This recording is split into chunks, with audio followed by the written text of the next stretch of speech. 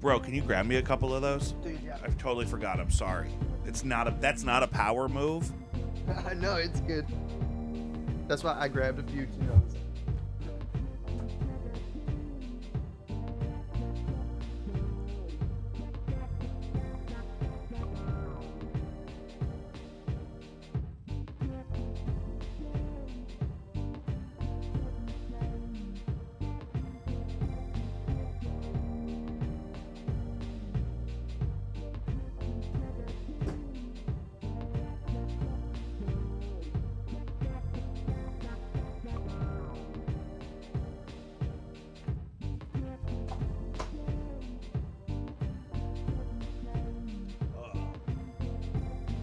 Is that for you?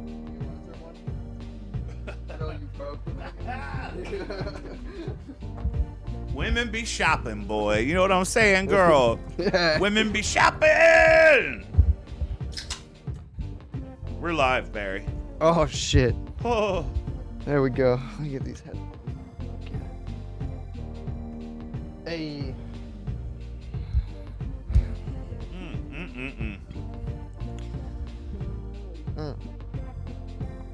So I was talking about the cat mummies, right? Oh, cat mummies. Yeah, let's open with that. Okay. So it's like the Saqqara tomb in Egypt, Yeah. Yes. and it's like the whole village is built around like working archaeological like stuff on this site. Like there's a ton of jobs circulating there. Like that's what they do. The tomb's there, so a lot of people have found jobs doing that. There's like a whole team of people right now, or at least that are just there finding all these mummified cats. Just very, daintily brushing dust off these giant Egyptian cats. And are they in structures? Yeah, like inside pyramids, like So they're excavating the grounds of some, ruins and pyramids and what have you. yeah. And they're finding a bunch of cats that were mummified and preserved and then stored along with, we're assuming, royalty of the day. Yeah, and it's just, I'm assuming they're just his cats. And I just think maybe like I don't know. Are we just looking at like a crazy cat person, or was something going on with cats? Like, Well, they've and been- like what I mean, because people don't do that now. They don't usually include the family dog in the burial plot. right? You know what I mean? No. And I'm not really for the preserving of the actual vessel. Personally, No. and a lot of people I know we'd rather be cremated and then made, impermanent somewhere, because think about it. They've been burying people for thousands of years, and there's nobody that was ever buried under my house ever. You're saying ever? Oh, I mean, I don't want a bunch of money hungers to hire a bunch of Cubans to dig me out once it's been 200 years and they know no one's coming to look for me. yeah. And I only say Cubans because I actually saw that on the news one time. They were interviewing a Cuban guy who was like, they made me dig up these bodies that were people that were dead for a long time and nobody cared. So we dug them up so they could bury new people there. Not me, Jesus. No, I want to be there's these tree pods. Like you can put yourself in this pod. It's like with a seed attached or a fruiting body of some sort, and this tree grows from your Did body. you just say a pod. fruiting body? Yes, Okay, good. that's biology, motherfucker. I actually don't know if that's 100% true for all trees. Is a fruiting body necessary for plant reproduction? Brother, that's something you got to take up with Miss Siri. There's got to be different. I mean, there's asexual plants. That's what. Oh wait, no, that's the whole point. What? I don't know. Like a dandelion doesn't have to be. Male or female? Yeah, but there must be. I don't know. I don't know how plants work. Yeah, I took a class on this once. Something about they germinate. But isn't it a male part of the plant and a female part of the plant? And they're part of the same plant? So yeah, like a plant could be the male And and so a like female. one tree would germinate male components, let's say, that would then travel to other trees to be received by those trees' female components. Meanwhile, that first tree is going to be receiving some male input from another tree, correct? Am I making this up? No, that sounds right. Did they ever mummify a tree, Barry? I don't think. Actually, yeah. Did the Egyptians have petrified wood? They did. A very weird petrified wood. I read something about this too. I can't.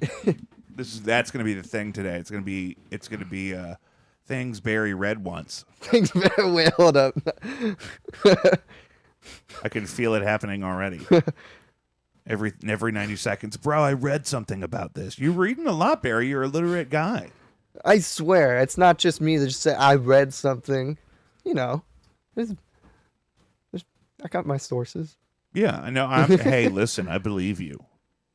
I believe all berries. I just be on Reddit a lot. I don't know. That's what it is. You know, I just don't feel like I know how to work Reddit because I feel like my opinion of it emotionally is that it's not as user friendly as like a Facebook or an Instagram. But I feel like that's just because I'm missing something.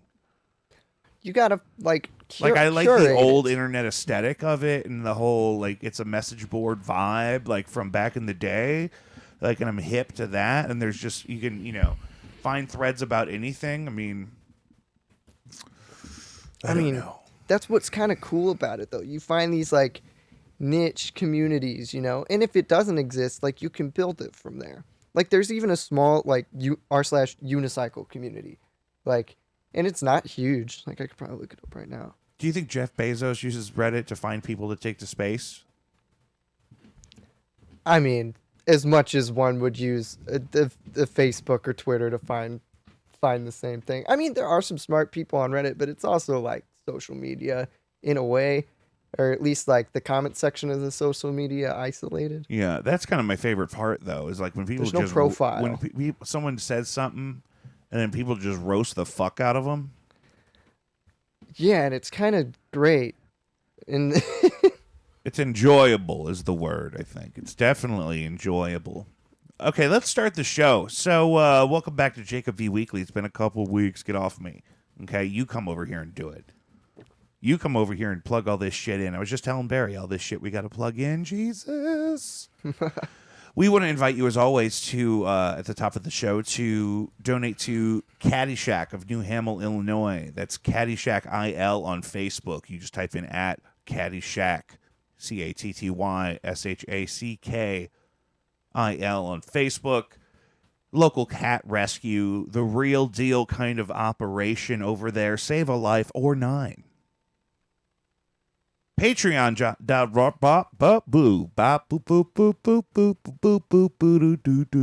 Barry, help me out.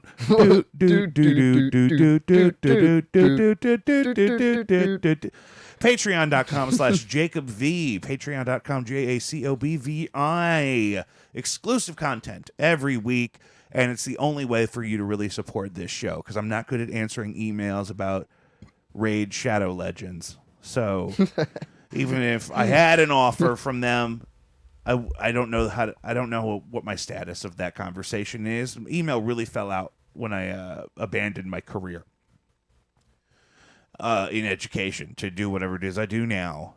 Stream Daddy is my new title at the Ethical Society. I do their stream there, manage their stream. Same easier here, for sure. That reminds me, I got to clip something for them. Thanks for reminding me of that, Barry. Yeah. Instagram, you can follow the show at Instagram at Jacob V Weekly on Instagram. You can call the show. We'll talk about that later. You can also email the show. We'll talk about that. Barry, did you drive here? Yeah, I drove here. I associate so much guilt with driving. Like, yeah. I'm a highly creative dude, so I worry all the time. And like this, I have this anxiety and this imposter syndrome and this struggle with my impulses and, low self-esteem and whatnot since the beginning of whenever. And I'm driving and I'm picturing myself having to defend my driving to other people around me. I'm seeing traffic Like, for example, I'm sitting in traffic thinking, like, me and this blue Chevy Spark are going to pull over. We're going to sit down and we're going to talk about, listen, I didn't make that red light because the guy in front of me barely made it. I mean, I don't want to run a yellow. I'm a cannabis patient in the suburbs right now, and I'm trying to get this fried chicken back home, and I have no evidence of actually doing anything wrong or even upsetting anybody. But I'm in my head, I'm in therapy with these people, mediating our traffic experience. And they don't even have to do anything. They didn't even look upset. They knew we weren't going to make that light.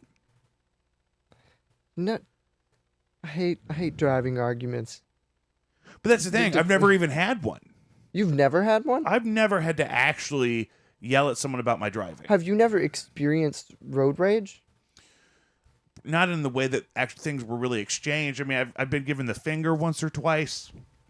Oh man, I've had a couple where like I had a dude that was like following me out of a neighborhood, and he like whipped up to the side of me, and just started like yelling. Fucking... You know what? One time on my way to work, I had a guy who I came up behind him at one point, like a mile and a half into my commute, but then he ends up keep trying to stay right next to me, which freaks me out because I feel like he's going to shoot me. And then at one point, like he's taking all the same turns I'm doing. He keeps trying to like, I'll speed up and then he'll speed up and then I'll slow down because I don't want to be parallel to him. And then he'll slow down. And at one point, I like completely stopped to see if I can get him to go away. And he completely stopped. I had enough though. I dove into this little neighborhood there. And then he didn't follow me that way. I don't know what he wanted. I don't know if maybe he was going to ask for money for all I know. But it was so weird. So, I mean, I don't know if that was a road rage thing, but I reacted as if the potential for violence was there. You know what I mean? I got to get low. You know what I'm saying? Yeah, I got to bounce out. It's always possible.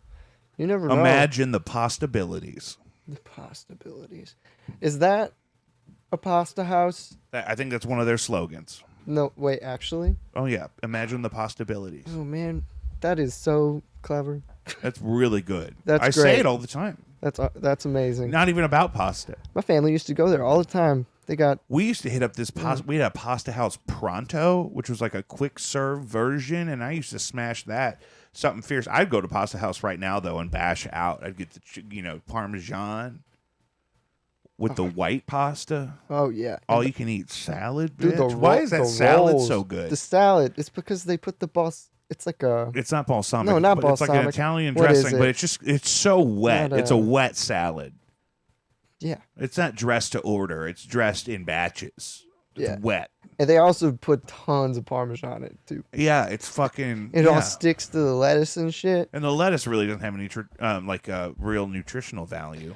Artichokes. That's what's in it. There are artichoke hearts. The artichoke. You get like one of those per scoop. Yeah. Per hefty scoop. I just spent fucking 30 minutes at the fucking deli counter. Our republic has collapsed and we're all doomed, Barry. What? 30 minutes?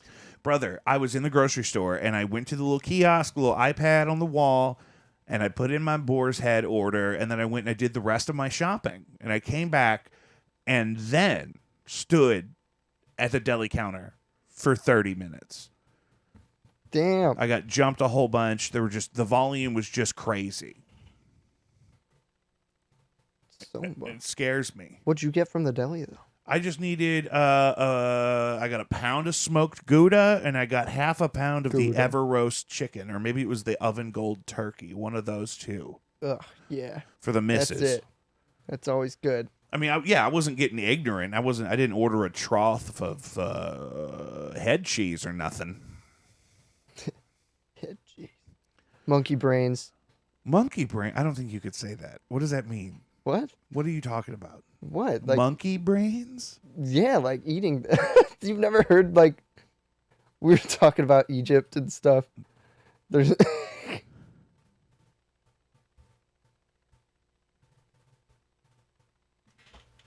What? I was waiting for you to explain the monkey brains. I don't know. I thought you died on me. No, it's like a deli option. They have that? Is it from a monkey? Well, no, but sometimes no, there's not actually. You can't actually eat monkey brains, I don't think. I'm sure you can somewhere. Not that I'm condoning that. That's terrible. I think poaching is awful. I'm sure people are eating monkeys. Yeah, poaching monkeys too. It's just for sport. Now, are there monkeys that you can eat? I don't know. I mean, are there monkeys that it's legal to eat? I mean, it must be a thing somewhere. But is that... Okay, I'll do it, Barry. I mean, we eat cows. Is there some You know? place where you can legally eat a monkey? Oh, yeah, I guess I could have done that. Oh, I don't know. I don't know if I did it right. I don't know if I did. Look, this is the fucking boomer hour right here. Is there a place where I can legally eat monkey? What's the meat term for monkey? You know how chicken is poultry? What's monkey? What kind of Monkey mammal? meat is the flesh and other edible parts derived from monkeys, a kind of bush meat. Bush meat. The Congolese view monkey meat as an ordinary delicacy and a must-eat. So in Congo, you know, we're talking about Yeah. honeymooning in Africa. Oh, really? Yeah. Oh, That- yeah. That'd be cool. That'd be cool. I really want to get in a cage in the ocean with a shark, but I don't know if we're going to go to a place where that's an option. Never in my life would I Man, do that. you would think that, and then I got to the point where I imagined it really happening, and I imagined the fear, but then imagine the mania you would feel surviving it.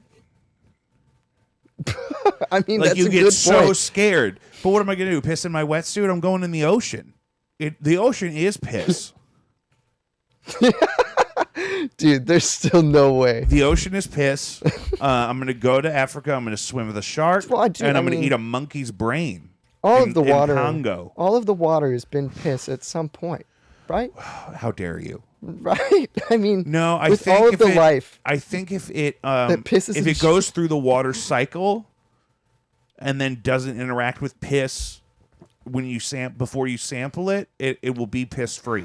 well, so you're saying Because when the water evaporates, it leaves the piss particles behind, like the the sodiums and the glycerins and the whatnot, and it's just pure water that goes up into the atmosphere, and then it forms clouds. And I want to write a children's book about this.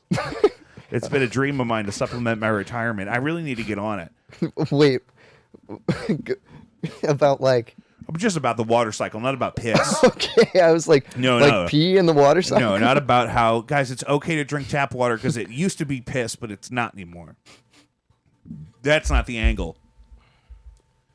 You just got to make children's books educational about so many things now, and so you can't just write something about a bear that loves his mom. Like that's not gonna. I mean, there's got to be trauma. There's got to be science. You know what I mean? There's two things I know about children's literature in the 21st century. Some of those older kids' books are kind of creepy, like the Grimm's fairy tales and stuff. Yeah. Oh yeah, horrible.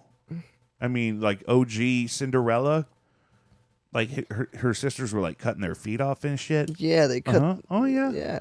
Parts of their big old chunks of foot meat.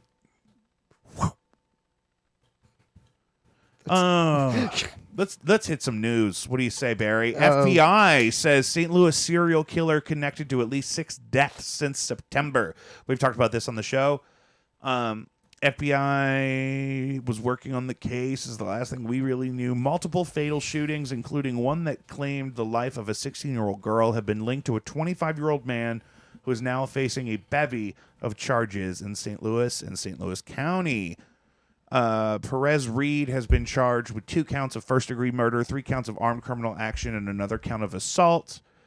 Police are applying for 2 additional murder charges as well. So, weird if it's actually this guy and that's the end of it, because he's not your typical serial killer looking type, but who knows? They picked a really scary picture of him. So how do we know that he's tied? Like, have they presented any like evidence yet? No, actually, when I originally read this, I don't even think his name was out yet. Oh, So- interesting. Okay. Yeah, this was exploding just the other day, maybe 2 days ago. I put this in the prep. We've just got some evidence that would indicate that the same perpetrator or perpetrators may have been involved in these incidents. One of those was the ballistics. It was the same gun Oh, dang. in like the first 3 attacks. So, like immediately, like the ballistics, like no, there's no way that there's 2 people doing the exact same kind of thing with this like same. I mean, it was like absolutely the same gun. So I would assume that the ballistics are going to be a big deal. There wasn't enough information to describe the killings as serial in nature initially, but then I think that's what they're saying is that it became a series later, and I think because of those ballistics, I believe we did good. I believe we took a violent predator off the street. These appear to be random acts, so he was obviously upset about something. That was the thing, is that they were so unconnected. You know what I mean? The victims were completely unconnected. It wasn't like it was all people involved in one thing of any type, really. How far apart are the killings? They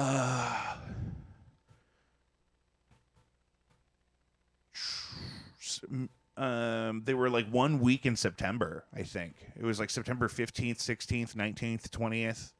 Dang. Are the dates I'm seeing throughout this article here. So, I saw that. We had to follow up on it. Yeah, they picked a picture of him that makes him look like a black Charles Manson. Like he's got a moon tattoo on his face, and he's squinting really weird. So, I mean, maybe he always looks like this, but I don't know. It's hard to know. We'll see. I'm hoping the trial will be somewhat transparent. Speaking of crimes, dealer admits to selling fentanyl-laced counterfeit drugs that killed Mac Miller and faces 20 years in prison.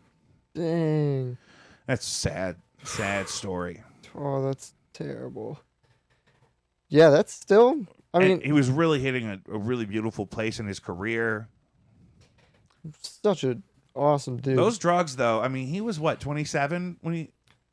He was he's actually 26. He was younger, yeah. Yeah, he was 26. I mean, because you can't be doing pills like that for a long time. Like, I think even little Xan is off of Xan. Little Xan, yeah. You know what I mean? Like, you can't just keep doing pills heavy like that, right? No, it's just bad. I don't know anyone who's like, man, I've been doing pills for 37 years. Like that, I don't think it has that longevity. I mean, you have internal organs in your body. I don't know. There's some people that just... They got the genetics to live. Like there's this dude who's like, it's like cigars and whiskey every day his whole life. He's like 90 something years old. Perfectly healthy. Perfectly healthy. Yeah. Wow. I'll find the name. I don't know if anyone who's 90 is perfectly healthy. Okay, not perfectly, but he's living longer than most. You know this person? Hell, nope. No. No, that's a video I saw, and I'm gonna find the dude's name now. That's funny. It's funny, Barry. It's funny. I'm gonna find the name. Yeah. Oh. Yeah. I found a picture of him. Oh yeah. Do you have like some copy you can read while I pee real quick? Oh yeah, I'll find something. Yeah, this is a test, Barry. Oh yeah, I got you. I need you to talk to the people. This is a pee-friendly podcast. And sometimes that's inconvenient. This is okay. So you're talking about, he's 90? Yo, no, he's 111. He's 111? Yeah. Okay, it's this is an article. It's from the Dallas Morning News. So he's 111. America's oldest veteran is still smoking cigars, drinking whiskey, and loving life. And his name's Richard Overton. Says he smokes 12 cigars a day. He eats grits for breakfast, spends his days on the front porch of his Austin home. Oh, man. I just don't know how you could do that. Like cigars and whiskey every day. I'd be getting that acid reflux. Dang. He's our nation's oldest veteran. He was born in 1906. Dang. That's how, like, when my dad's dad was born. Which makes him old, too. He's not alive anymore, but he would have been around the same age if he was. Yeah, Overton. Richard Overton. Yeah, that's pretty... That old son of a bitch. 111.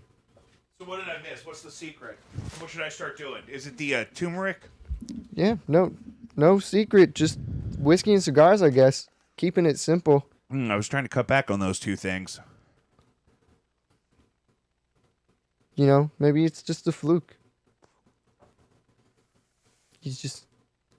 Well, and that's what I was thinking. Like, there's got to be a combination of gene pools that would yield longevity, right? I mean, there must be. Like, you take like a population that's has very low incidence of dementia, and then you breed them with a population that has very low incidence of cancer or something. You know what I mean? yeah. I mean, I don't know how genetics works. You don't know about genetics? Not you like don't know about plants. You don't know about genetics? I don't know if this is going to work out, Barry. I'm sorry. I was never meant to be a scientist. Man, there's this podcast I never listened to before called Drink Champs. Apparently, Kanye West is friends with these guys. Oh yeah. It's like a B-list rapper and a famous DJ, and they have a podcast together, and they drink with celebrities or whatever. And I didn't mean B-list to be mean. But it sounded that way. But Kanye West, of all people, went on and actually did 2 episodes. He was on last week and this week, and he was full manic. I don't know if you know me. I'm a huge Kanye fan. Oh yeah. And not in spite of the mania, the bipolar mania. Some highlights include his feelings about Big Sean and John Legend and how they are in bed with the establishment Democrats and how we haven't seen Kamala since the election. He kept saying that. He said they got a 90% of the black female vote. You would have thought Drake was running. And apparently they're not actually divorced, him and Kim. They just announced that she was filing for divorce, but apparently he's never seen the papers, and it was wild as shit. It was 3 hours of that. And, he would say things like, meanwhile, I didn't get this job at Gucci, and we're blood of Christ. We're blood of Moses. And I'm like, whoa. Dang, he's just, I don't know, it makes for great art. Oh my God, it was good. And that's the thing, I love the music. Talk to me a little bit about that. I mean, you're younger than me, so you're maybe even deeper into just the cultural saturation of Kanye West. I mean, I think that he's made a really huge impact in like the way that music is produced. He kind of changed the game a little bit when he was coming out with some of that stuff early on. Sorry. Your cat's giving me some love over here. Oh, yeah. Oh, yeah.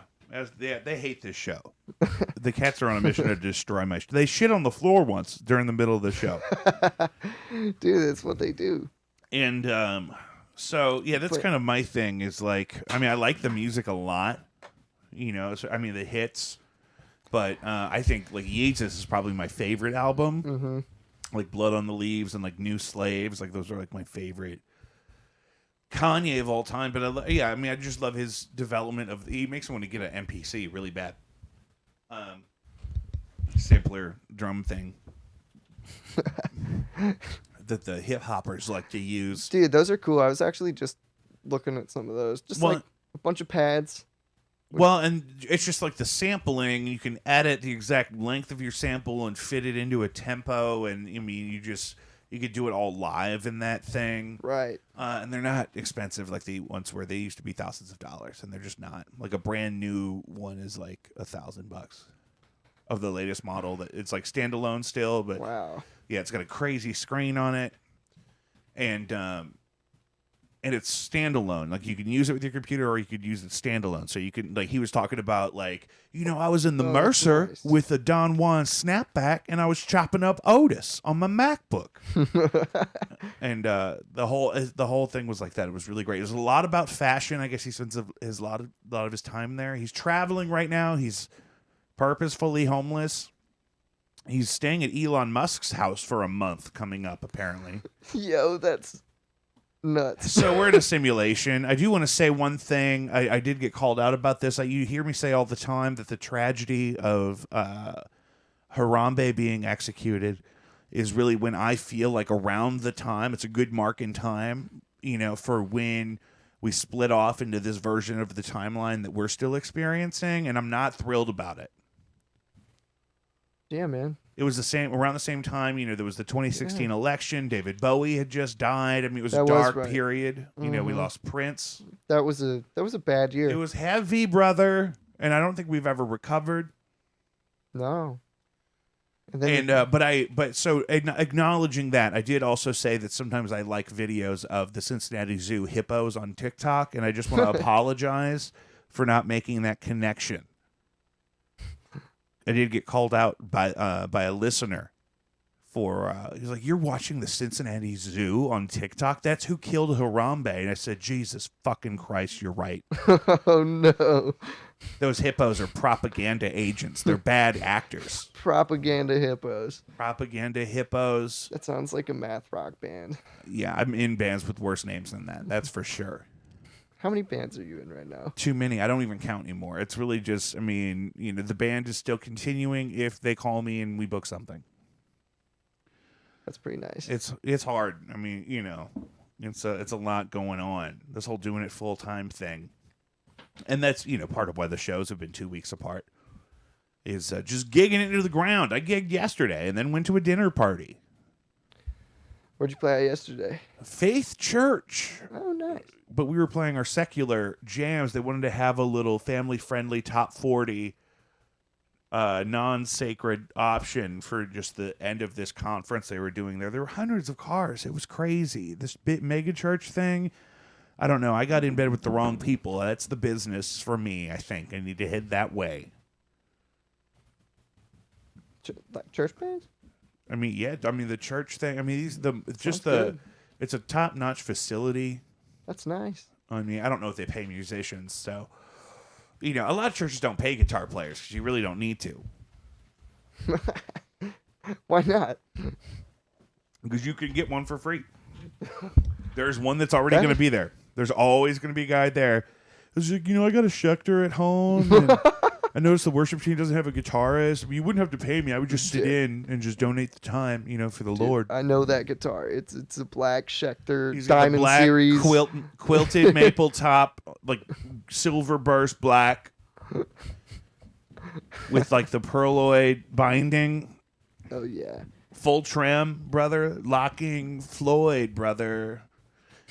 Maybe a Sustainiac. Maybe it's the Sinister Gates signature. Dude, with the bats. Yeah, with the bats on With it. the bats. And then he's up there playing his G, and because G is for God. And G. Yeah. I was just watching School Rock the other day. yeah, G. I pulled up, and speaking of McDonald's, those fuckers, I pulled up in a drive-through window at McDonald's the other day, and the guy went, "Oh my God, are you Jack Black?" I said, "That's not even. I'm 3 feet taller than him. Like, what are we?" What? I know. I pulled up in the window, and the kid in the window said, "Oh my God, are you Jack Black?" I said, "Listen, bitch. Can I do Apple Pay? And can we get out of here? I haven't had a Diet Coke in 9 minutes. I'm about to freak out." It's stressful up there at the McDonald's. Dude, yeah, the other day, I pulled up to the window to order your food, and they didn't say anything for like 15 minutes. I waited for a long time before I was No. like, That's yo. the new thing they do is they won't even take your order until they feel like they're ready for it, which I think is weird. I personally would want to get those people committed to the idea that their food is being made as early as possible so they stay in line and they actually end up paying. Plenty of people leave that line. Like if you sit, and sometimes I'll be backed all the way up to the entrance, and I'm like, half these people are not staying. About 5 of these cars are going to say, "Fuck this, I'm going to Wendy's." Oh, Wendy's, man. Wendy's is good. Wendy's is good as a bitch. You gotta dip them fries in the Frosty. Ooh. That's the way to do it every time. That spicy chicken. The spicy nuggets in the Frosty, bitch. Oh, yeah. Don't even.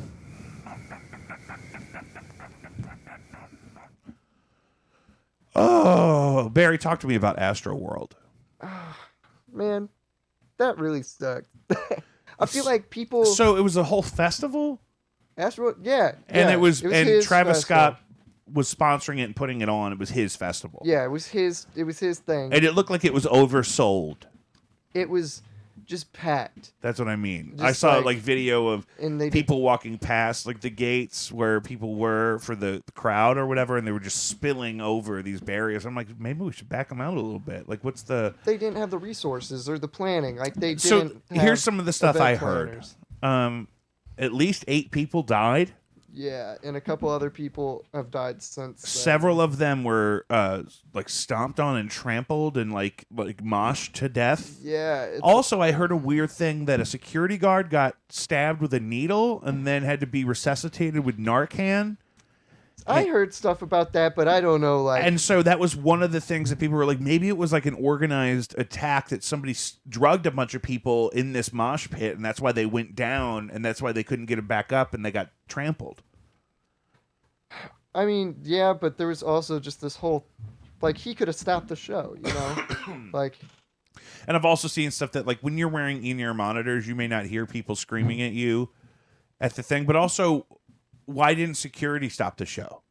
Nobody, like, I don't know. Nobody intervened, and he was, like, the part, like, he had everybody put their middle fingers in the air, and it was just like, oh, come on, man.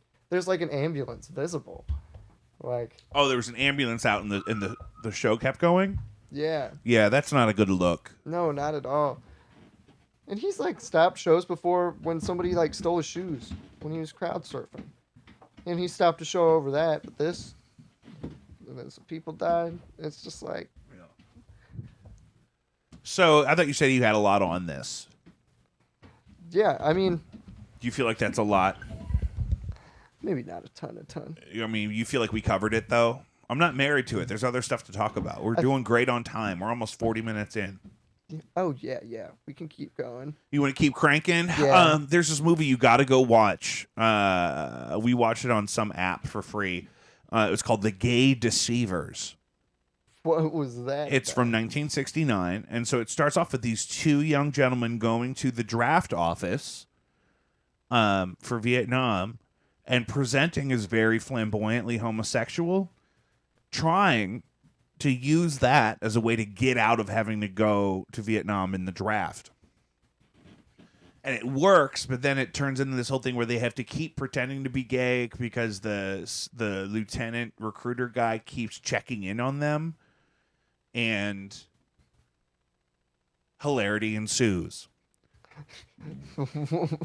It's really, really, really fun. I'm gonna have to check it out. What did Really you say you funny. watched it on? Oh, it's like on Vudu or fucking T-Box or some shit. I'll find you a link before you leave. Oh yeah, absolutely. Really good. Go watch that. That's your homework. Also, last night I watched Thanksgiving for the first time. Oh. I was at a dinner party with some girlfriends, and one of them is getting married, and my wife is in the inner circle of people involved in helping the wedding happen. I don't want to say she's a bridesmaid because I don't think there's like a wedding party like that, but she's one of those type of figures in the wedding. So she got a gift from the bride to be, and it happened to be a DVD box set of Thanksgiving and Thanksgiving 3.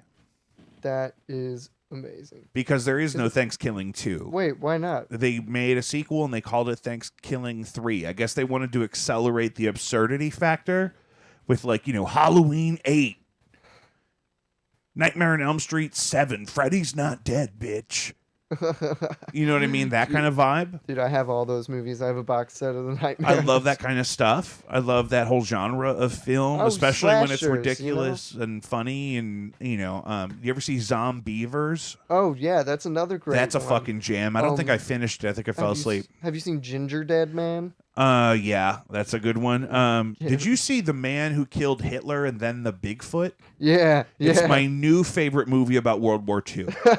If you take the Bigfoot part wasn't even the most interesting part. That fucking Hitler shit was deep. And then when he gives his brother the dinosaur, I cried. When he gives his brother back the dinosaur after 70 years, I seriously, I teared up because, I got a baby brother. And if I had to kill Bigfoot, but then I lived and I got to give my brother his Brontosaurus back, dude. That shit was so good. But it was weird because they faked his death, but he didn't have to move. I don't know. There were some holes. It's not perfect. It's not a perfect movie. But God damn it, I love Sam Elliott.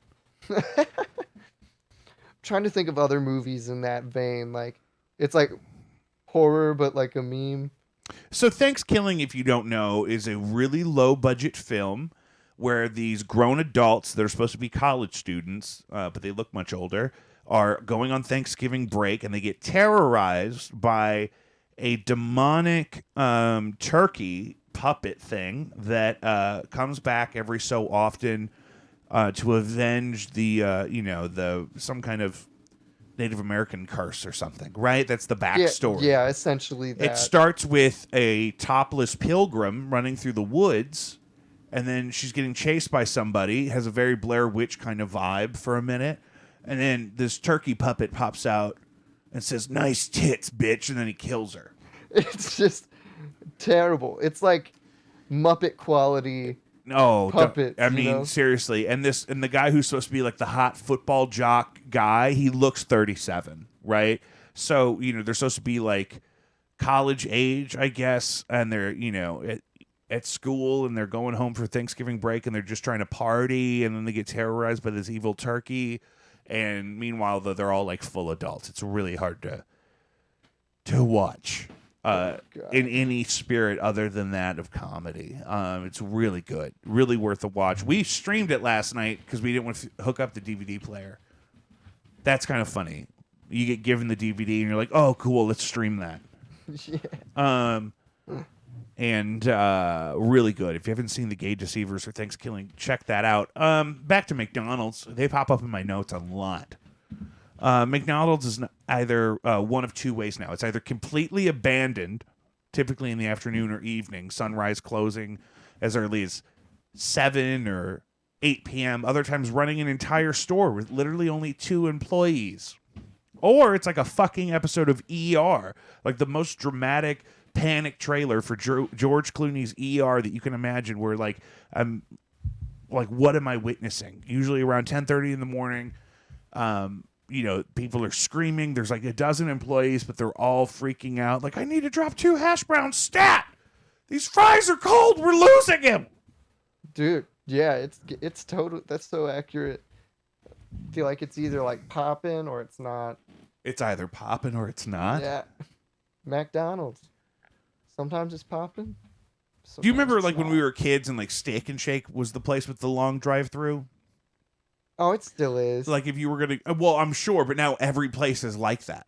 Yeah. But you can't, nobody will let you in. Like I see people all the time trying to say, fuck this line, I'll park. These people don't want to get out of their car and walk. I'll go walk. And then the door's locked. Dude, I'd do anything for one of them strawberry shakes. Strawberry banana. I do love that they have the banana as an option. I'm not saying I'll get it every time, but I just love knowing I can, when I'm craving banana. Apparently artificial dessert banana flavoring like that is all based on the flavor profile of a banana that we actually ate completely into extinction in the 1950s.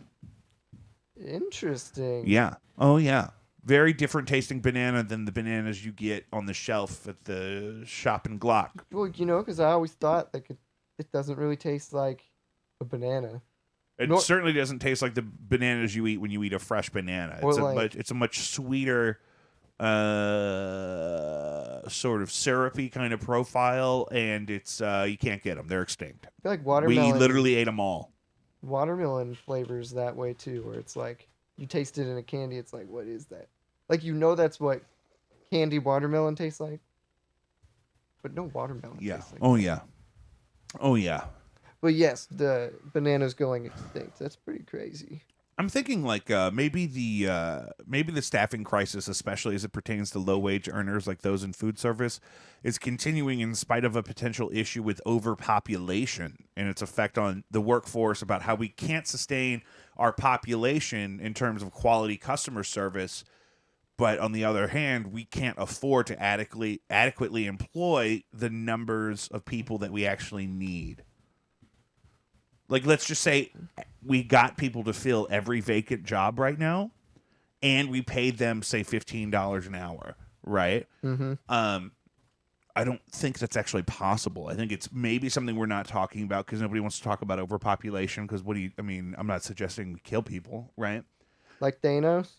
I'm not suggesting that. Not suggesting that at all. But you got to think about, let's just say nobody needed employees. Everybody had as many employees as they needed, and those employees felt like they had as many coworkers as they needed to make their job go the way it needs to go. And all those people were making at least $15 an hour. It's very possible the economy can't support that.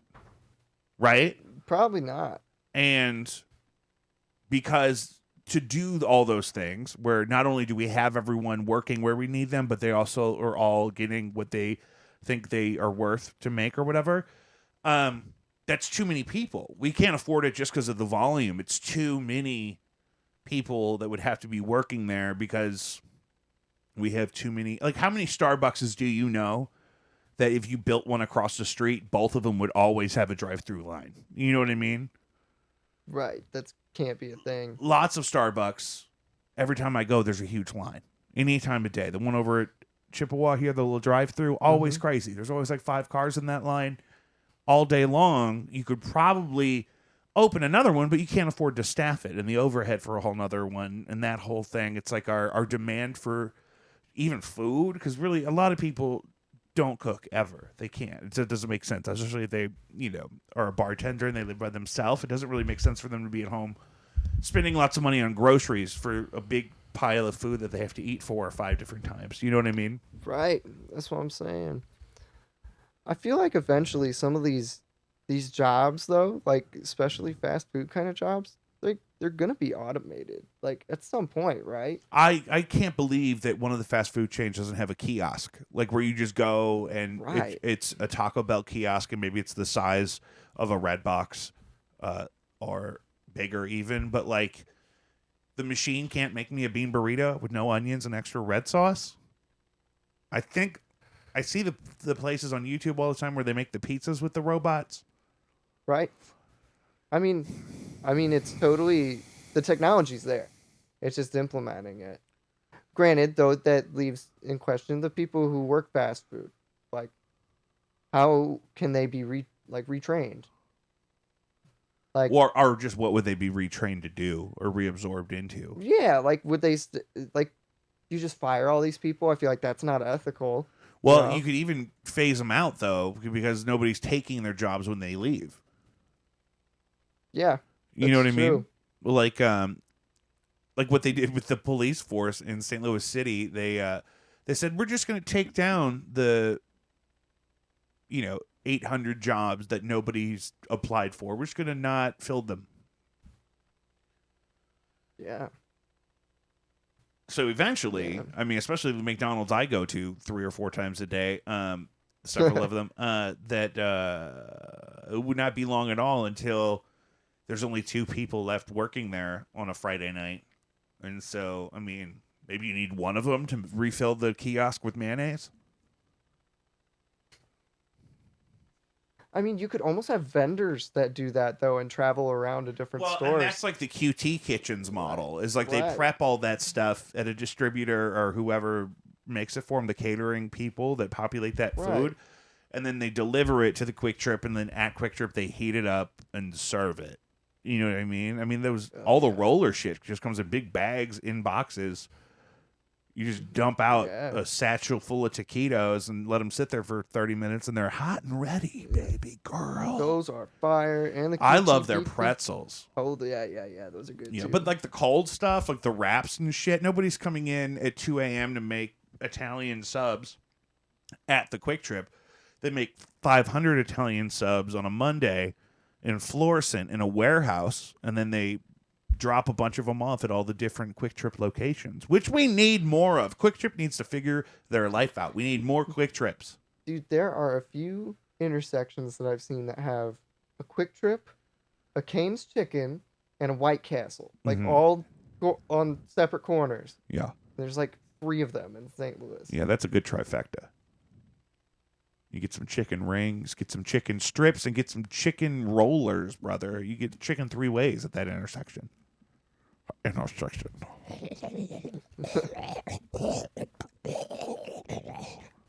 Sounds like.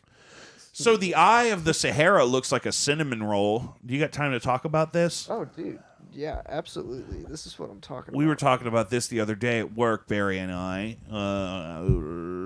Let's explore. Oh, from NASA. Little background here. The Eye of the Sahara,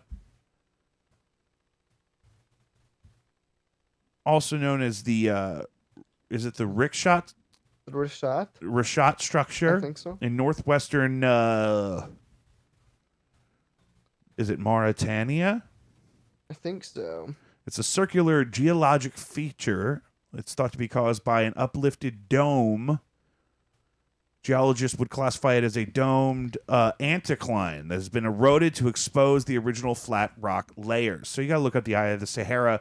It's a formation in the ground that looks like a giant eyeball or a fucking cinnamon roll. And it's got massive deposits of salt on top of it, as if maybe it was one time under the ocean.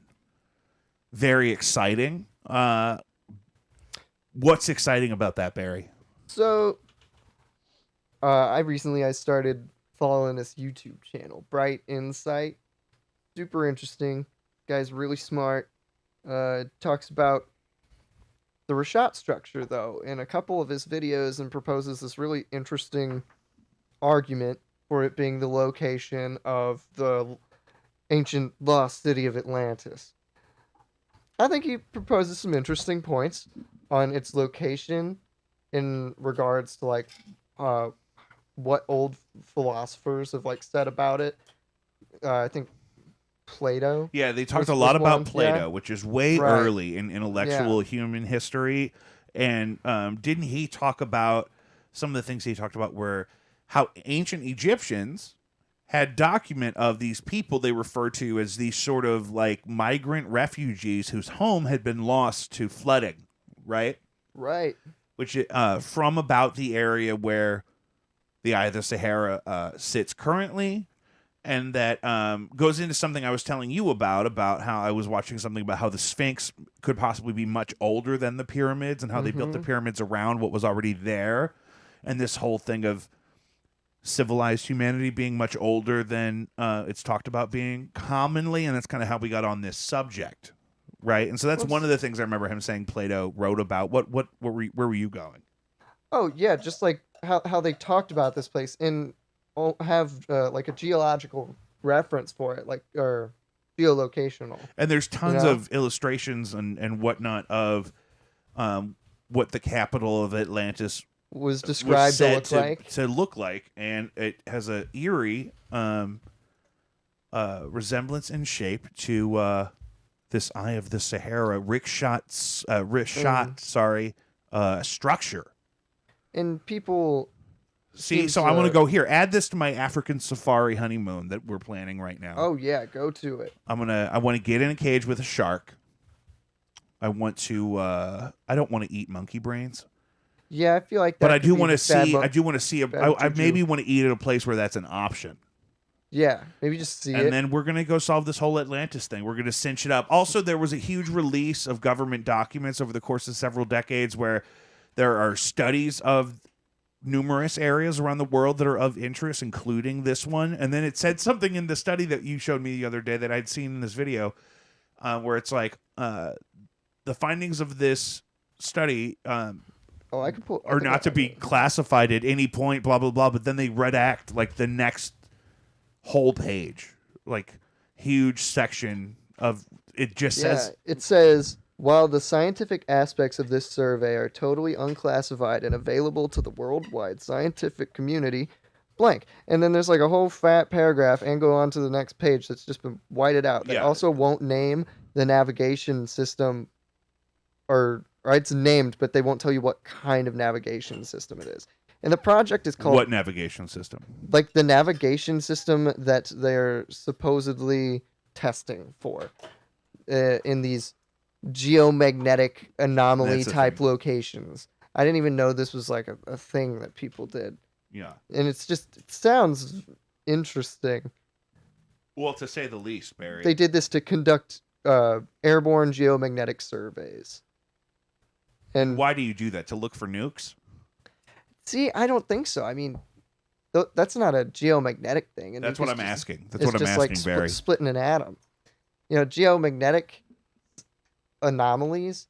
I guess it's places where the gravity is like measuring differently, because you can measure gravity to a degree. I mean, that's how they can like navigate. That's how we know what it is. Yeah, exactly. It exists, but apparently these locations on the Earth are different. And it's just odd because some of them are in these eerie places. Like one is right over the Rashat structure. And they have this crazy graph over like a topological image of the Rashat structure. And I don't understand what it means. Like, there's a lot of things that have been whited out in the document. It seems like they released just enough to be like, there it is, but also, like, not going to tell you what we were actually doing or why we were doing it. It gives you the cold, like numbers, you know? Even... And so that's what they meant about. That's just so weird. They wouldn't even redact the part where they were going to just mention why they might redact something. You They know made what I mean? it look more like what? Way more suspicious than Yeah. if they had just said that there's goofy shit down there. Yeah, it just seems ridiculous. And what do you mean navigation system? Their onboard navigation system. So the subject is okay. So from Commander Naval Oceanic Office to Chairman Tri-Surface DAF Data Reduction Committee, Department of the Array, whatever that is. Data Reduction Committee. Yeah, I don't even know like what that could be. That's hilarious. But the subject of this was Geodetic Data Support DAF Data Reduction Program. What? I don't know what any of that means. And But the whole reason the Rashat structure was like, it looks like that now because like NASA told you what as a result of volcanic activity or something. yeah, that it had once been like a dome that had then collapsed. Well, and maybe it that could be true, and it still could have been the Well, and also one thing location. they mentioned in that Bright something video was the volcanic activity would cause landmass, especially that would be that old, to fluctuate in height to sea level, obviously, over the course of thousands of years. Right.